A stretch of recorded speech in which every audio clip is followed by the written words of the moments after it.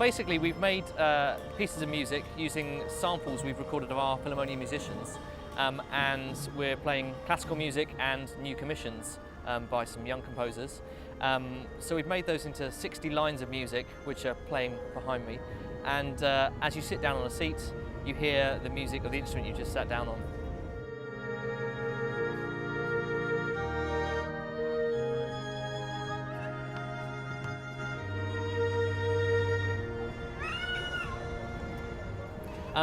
The cubes are set out exactly like a full-size orchestra. This orchestra has 60 seats, and they're laid out properly, strings, wind, brass and percussion, and they're different colours relating to their section.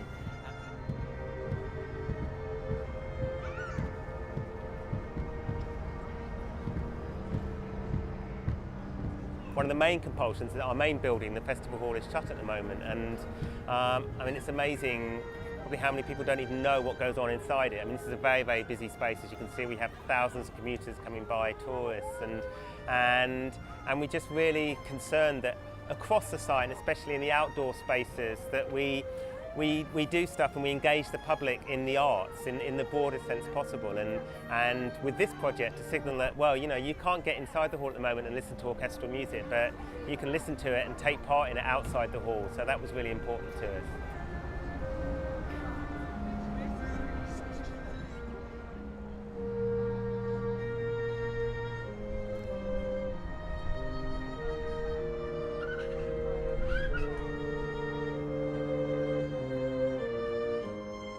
Yeah, it's quite a complicated system, as you can probably see from this room, but we've got a cable coming in from each seat to this box here, and this recognises when someone sat down on it, and what that effectively does is turns up the volume on one of the channels playing through this powerful computer here with a specialist piece of software, which turns up the volume on the right instrument. So if someone sits down on the violins, it turns it up in here, and they hear it out there.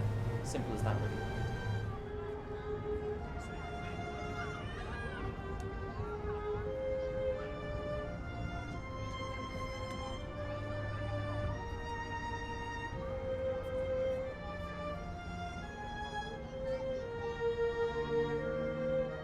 I mean, as you can hear at the moment, we've got Elgar, which is a very kind of quiet, meditative piece, and it's amazing just sitting there and people just kind of stop and calm themselves, you know. And last week we had Tchaikovsky, which was much more full of pomp and bravado, and at the end of the performance, people were clapping, people are conducting, and so I think it really does make an impact.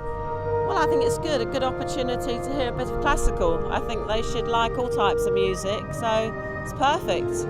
If you don't play an instrument, they can inspire you to play the instrument that you're sitting on. Well, I just sat down. I think it's a wonderful idea. I think it's a wonderful idea.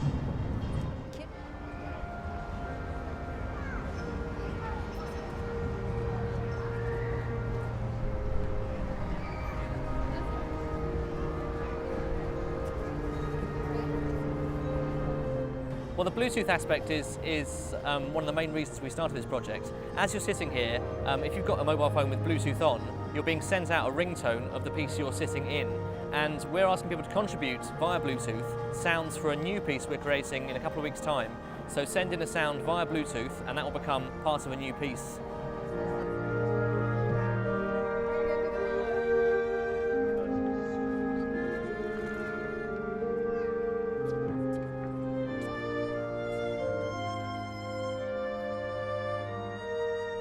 This is like really fun to be able to experience something like this.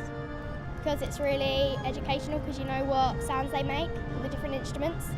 It's a really good setup because it attracts people and it brings your eye to how it's all set up. I think the sound of it's quite nice too.